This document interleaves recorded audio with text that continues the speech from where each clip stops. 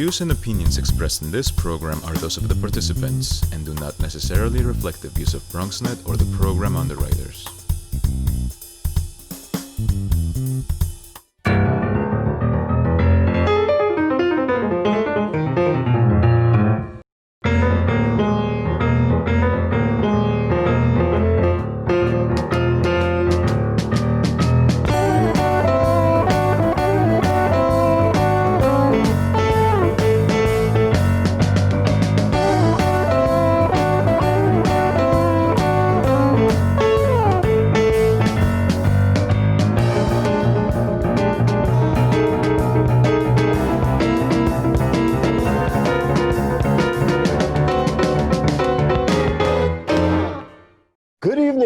Welcome to BronxTalk. Tonight's guest is the Democratic candidate for the Congress seat in the 16th Congressional District. And that's the district that you probably know encompasses a lot of Westchester and Rockland, but also a large part of the North Bronx and the Northeast Bronx. And then it goes all the way down to the East Bronx and Co-op City and the neighborhoods over there. We have a lot to talk about with that candidate. And so we'll say good evening to Jamaal Bowman. Nice to have you with us, sir. Great to be here, Gary. Thank you so much for having me.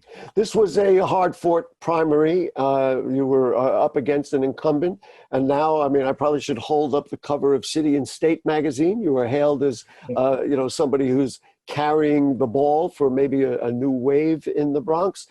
Talk to me a little bit about that victory, how it felt, and how did it happen? I mean, you beat somebody who'd been there for a long time.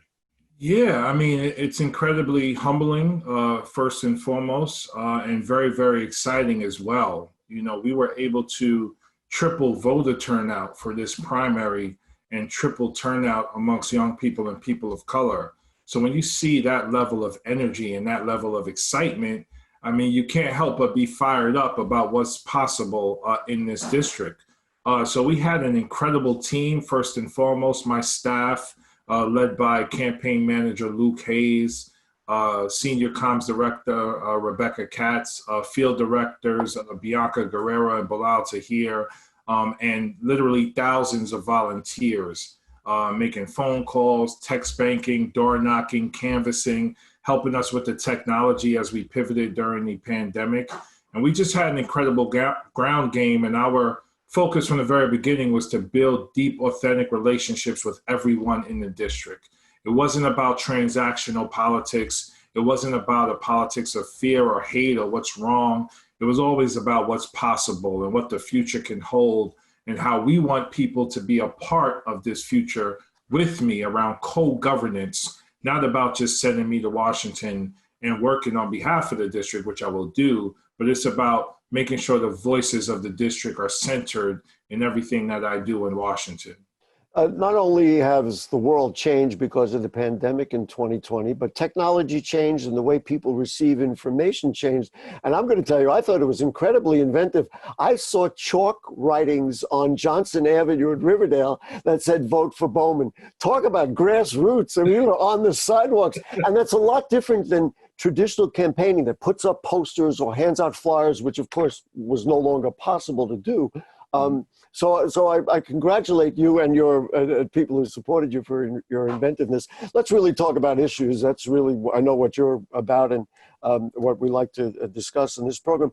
So I looked through your website and I'm going to list all the issues that you have put out, I think very thoughtful presentations on reconstruction, education, housing. You're a believer in the Green New Deal, progressive foreign policy, combating anti-Semitism, Islamophobia and xenophobia, Medicare for all, justice for all, immigrants' rights, women's rights, senior citizens, gun violence. I mean, it's an impressive list.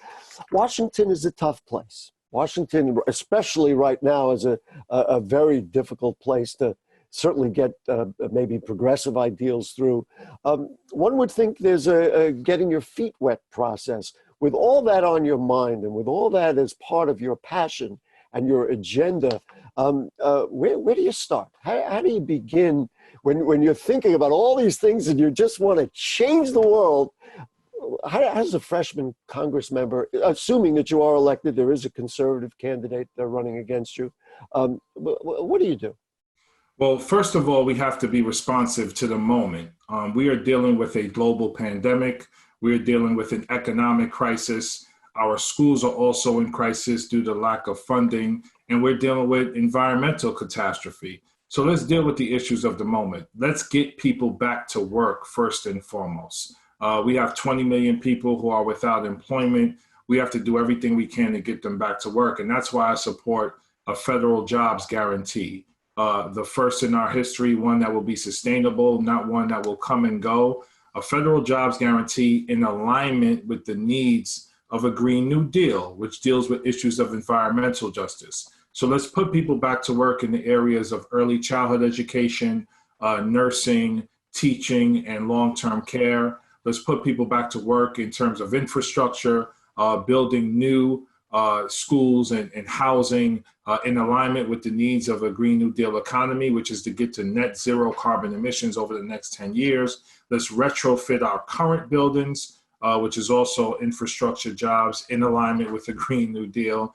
And let's raise the federal minimum wage to make sure we are paying people at least $15 an hour. So the job mission is not jobs in and of itself, it's jobs and Green New Deal stuff all wrapped into one, including housing and education infrastructure. So it's a holistic view. In addition, we have to deal with the issue of police brutality and our racist criminal justice system that continues to disproportionately impact the Black and brown community. So the House has passed the George Floyd Justice and Policing Act, and that's something that has been on Mitch McConnell's desk for about 100 days now. And as we know, with Mitch McConnell and the Republicans in power in the Senate, we're not going to be able to get that act passed. So it's essential for us to not just win the White House as Democrats, we also have to flip the Senate. And if we can flip the Senate, we can pass police reform in this country at a level never seen before. So we're talking about ending no-knock warrants, ending qualified immunity, which is all about transparency and accountability. When you become a police officer, you're not above the law. If you break the law and or violate someone's civil rights, you should be held accountable. And that's what we're asking when we talk about police reform, is accountability. So jobs in alignment with environmental justice and dramatic police reform that has already been introduced in the House. People who oppose the Green New Deal, and frankly, many of the innovations you're talking about, the first thing they say, I forgot what the price tag was, $6 trillion or something. They say there's not money there. I'm going to fill in the blank for you. Of course, if you convert the energy systems and convert the way we do it, you can create jobs and create a new way of looking at things. Presumably, that's how you would look. You talked about, funding jobs for youth and all these other things. That's how you would begin? Absolutely. So one, we're going to save money on energy once we convert to clean, renewable energy. That's number one. Number two, we need to stop subsidizing the fossil fuel industry. Stop subsidizing what's killing us and begin to subsidize clean, green, renewable energy. So that's a transition from the funding of fossil fuels to clean energy. In addition, we have to reform our tax code. We have the wealthiest 400 Americans paying the same tax rate as teachers. That's unacceptable. Everyone has to contribute their fair share. So reforming the tax code so the wealthiest among us pay their fair share, large corporations contribute their fair share as well, and Wall Street contributes its fair share.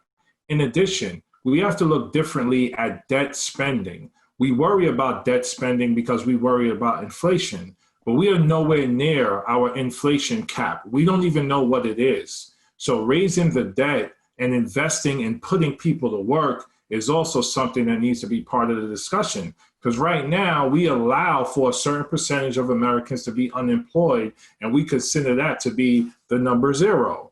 The number zero is actually what we should be targeting. Get everyone who's ready, willing, and able back to work. Let's invest in putting people back to work, reform the tax code, and then we'll have the balance we need to make sure inflation doesn't go sky high.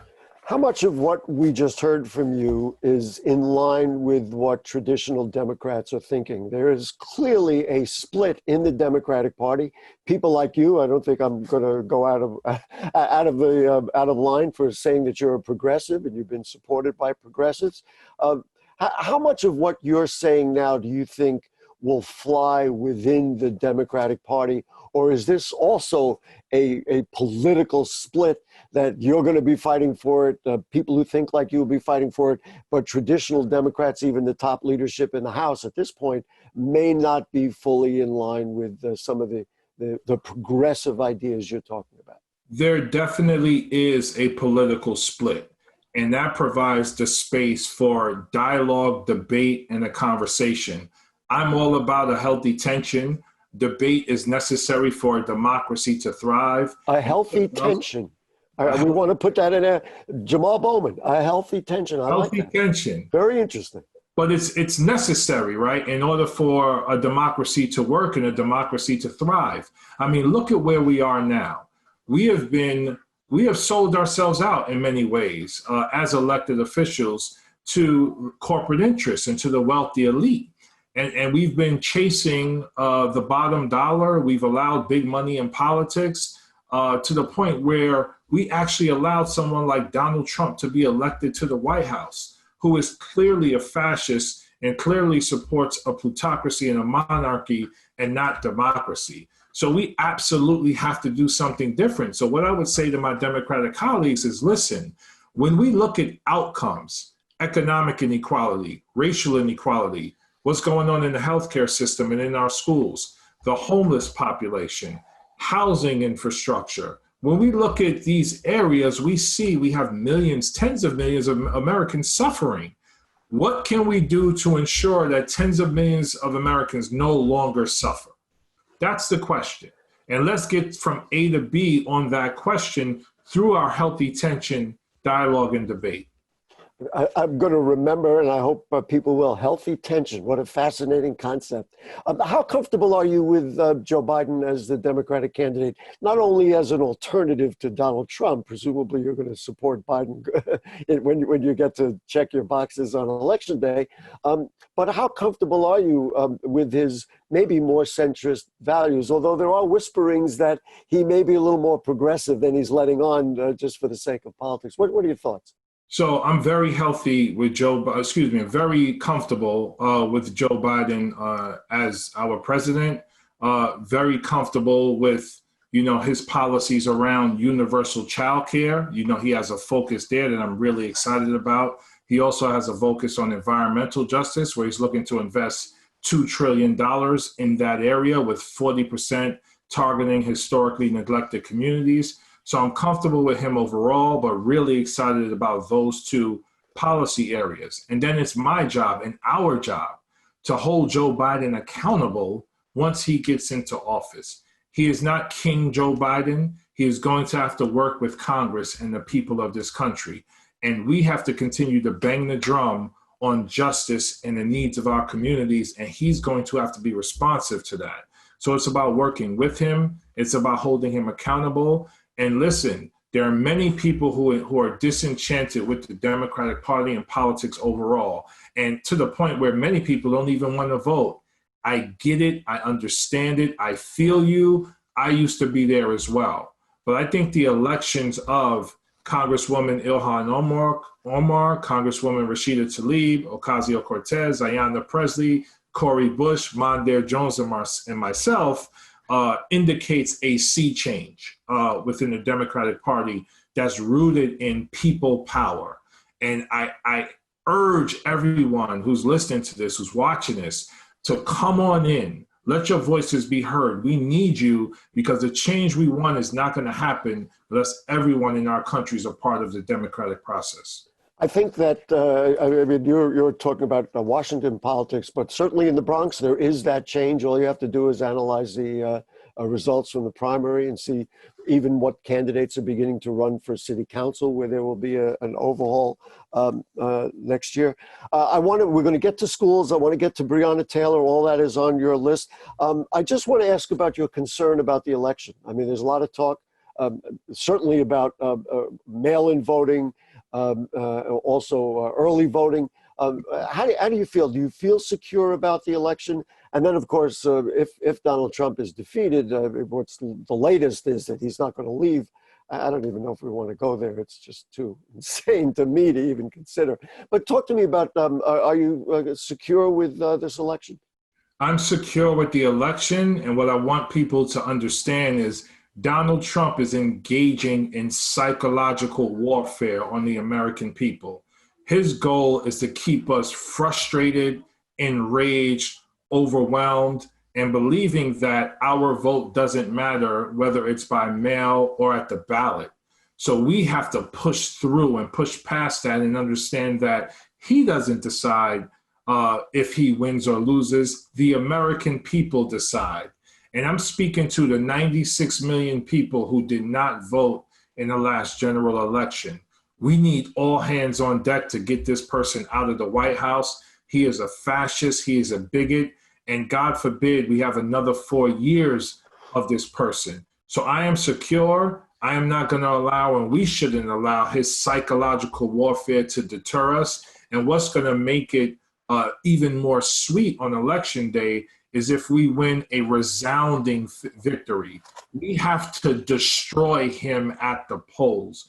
We have to crush him on November 3rd so it doesn't even look close. Because if it's not close, he doesn't have a leg to stand on in terms of going to the Supreme Court, identifying his own electors at the state level. He will not have a leg to stand on because the votes are going to show that he got crushed. So we have to push through and come together and make sure we all vote, including the 96 million that didn't vote in 2016.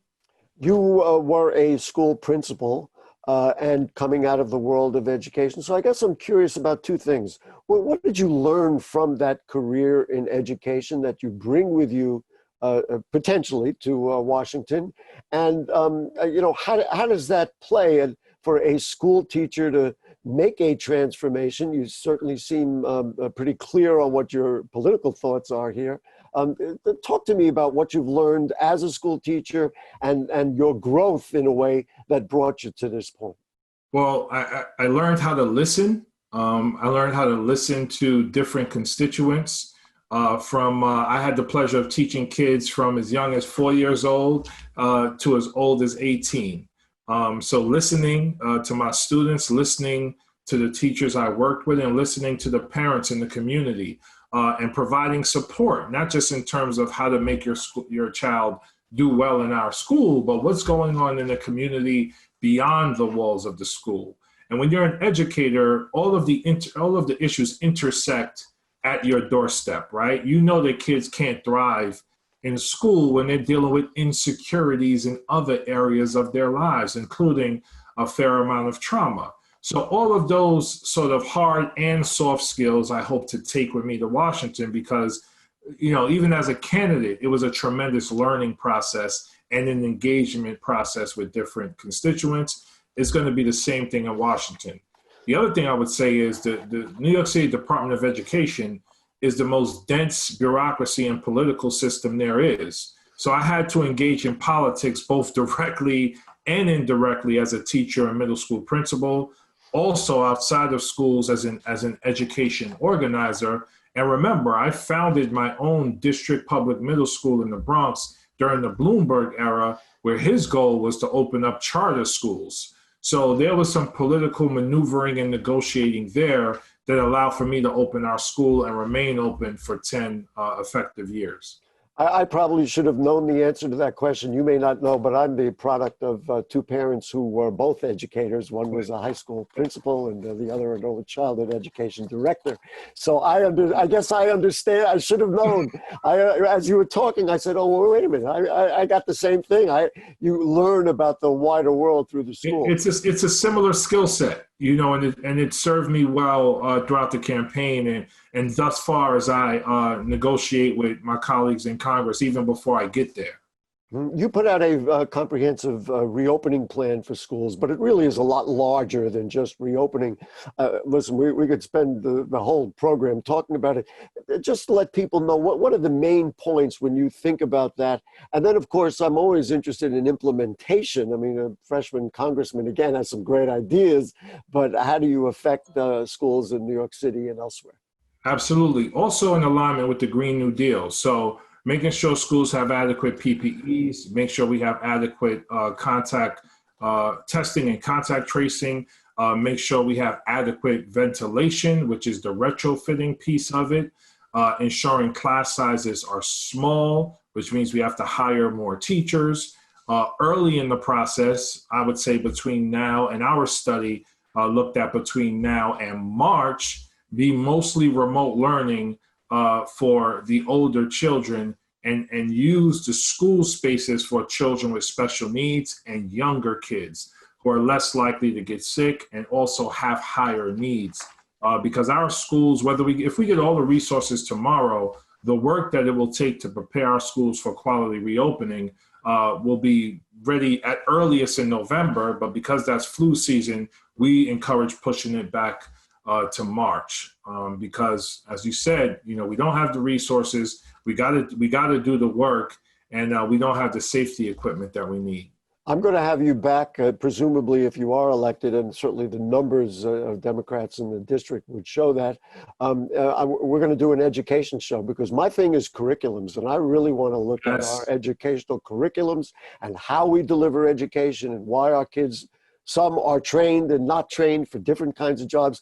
We'll save that for another day. If you do get elected, looking forward to it. That's a great conversation. Looking forward to that. I can have that anytime you want. Let's talk about justice in America. I mean, the name Breonna Taylor is unfortunately just the latest. I mean, you can go George Floyd. I was on TV on BronxNet television during the time when the Amadou Diallo police officers were on trial. We covered that every single day. I remember Marley Graham up in the East Bronx. I mean, the list is way longer than we have time for on this program. To me, when I look at the Breonna Taylor thing and the particulars, they get complicated when you look at her and her past and where was the money? Where was the drugs? What happened?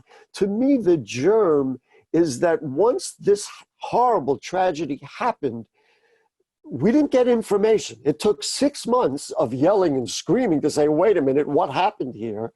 And then it appears that there's still a lot of information that exists, but the public doesn't have it. The courts don't have it. This to me is anybody who denies the systemic issue here is making a big mistake. How do we get to the core of it? Is it legislation? Is it protests? What do we got to do? It's all of the above. And let me just say, her past is irrelevant. This is a no-knock warrant at the wrong apartment targeting the wrong person, which led to someone being killed. There's accountability that should be attached to that. And that's all we are asking for. We're asking for transparency, to your point about information, and accountability. And neither one of those things happen when we talk about local policing in this country. And because of massive disinvestment and because of unconscious racism and implicit bias that lives in our police departments and education and other spaces, the people who are killed continue to be disproportionately Black and Latino. And many of them, not Breonna Taylor, but many of them overall, suffer from some sort of physical or mental disability. So we have police responding, considering the case in Rochester, New York recently. I'm forgetting the brother's name who was under mental distress. The police responded and he ended up dead. This continues to happen in all parts of the country. And this is why we are calling for systemic change and a reallocation of resources from these violent, aggressive responses from our police to an agency that can respond in a more nonviolent way with mental health supports and what have you. So this is, when we talk about ending qualified immunity, it's about the officer who killed Breonna Taylor being held accountable at a federal level for killing Breonna Taylor. When we talk about ending no-knock warrants, that is what we're talking about. We constantly see A. Tatiana Jefferson in Chicago, I believe it was, many years ago. 7-year-old girl, cops executing a no-knock warrant, bust in, start shooting, kill a 7-year-old girl sleeping on the couch. This is the trauma that Black and brown communities continue to deal with on a day-to-day basis. And it's very important for those watching this to understand. Every time someone in the Black and Latinx community is killed by a police officer, I personally feel a part of my soul taken away, because it's time and time again this happens, and it's connected to a history of terror and oppression that continues to happen in this country. And that's why I introduced the Reconstruction agenda, so we can go through a period of truth and reconciliation, being honest with the impact and legacy of slavery and racism in our country, because we need that to get through a healing process as a nation before we could become a post-racist society. As you know, I've been sitting in, well, not this seat, but usually in the studio for a couple of dozen years. I remember when Ruben Diaz Jr. was an assembly member, and we were talking about all of these same issues. And he told me I was driving in a car that had a New York State Assembly license plates, and I got pulled over because they didn't believe that I was actually an assembly member, and I was detained and all that. And this goes back 20 years, so it's not like we're making this up just today. I want to ask you about the phrase defund the police. What does that mean to you? Because it's scary to a lot of people. Listen, we see what the numbers are like in New York City right now, and in the Bronx and elsewhere, that the numbers are frankly unacceptable. I mean, we can't have people shooting each other. So when you, and people get scared, defund the police. No, we want police officers. We need, we all want, I have many friends who are police officers, and I love those men and women. What does that mean to you, defund the police? It means a reallocation of resources. We ask our police to do too much and to respond to too much. And many of those resources can be reallocated towards mental health supports, non-emergency response, housing, jobs, healthcare, and food security. And I mentioned those other areas because this is about reimagining public safety and public health. I've said this before, the police have never kept me safe, or never, let me say it this way, the police have never made me feel safe. I mean, I'm a victim of police brutality. When I was 11 years old, the police beat the crap out of me for no reason. And I'm so sorry. And then, right? So the police have never made me feel safe. What has made me feel safe is adequate housing, food security, friends and friendships that proliferate to this day, going to quality public schools, having community resources that I can learn and grow and develop from. So it's not necessarily the police. Now, the police have a place in public safety, but right now they occupy too much of that space. And we need to just reallocate resources to invest in other areas. And you think, I'm going to make the assumption that you think if you do that, you'll need less money for traditional policing. Correct. So why do people... We're just about out of time, so go ahead. No, why do people commit crime, quote unquote crime? Why do people commit harm against the community? If you look at mass migrations from the South to the North many years ago, people came looking for jobs. There were no jobs there. Crime increased, and instead of bringing in jobs, we brought in police. We got to run, but of course that would be logic to this. Healthcare, we all know what the numbers show. We know that people are out of work, on and on and on. Jamaal Bowman, Democratic candidate for the 16th Congressional District, thank you for joining us. If you do get elected to the Congress, we hope you'll make this a home to discuss all of these issues in detail. But put down on your list, Gary's going to call you up for an education curriculum discussion. We want to do that, if nothing else. Anyway, be well. Good luck in your campaign, and we appreciate your time this evening. Thank you so much, Gary. Great to be with you. Great. Folks, that's all. We want to thank our producer, Stephen Powell, and we'll see you next week for more Bronx Talk, and stay safe. Good night.